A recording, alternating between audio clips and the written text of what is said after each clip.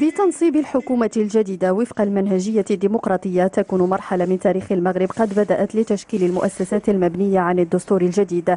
النقابات بدورها لديها انتظارات وتطلعات اجتماعية متعددة يأملون أن تجد طريقها للحل في ظل هذه الحكومة، ونتمنى أن تكون في مستوى تطلعات الشعب المغربي وعموم المأجورين.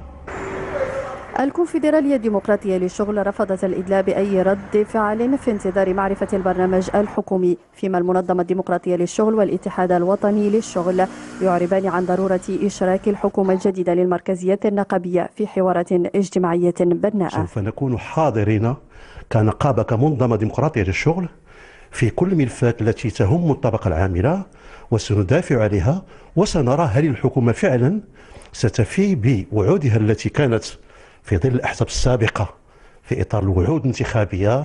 احنا بالنسبة كمركزية نقابية يعني مهتمين ونتابع هذا الحراك السياسي لأننا نحن جزء منه، ونتطلع كذلك إلى أن تكون الحكومة الجديدة في مستوى التطلعات الشغيلة، وأن تستخلص الدروس بطبيعة الحال من الإخفاقات التي عرفتها الحكومة في تدبير الملف الاجتماعي.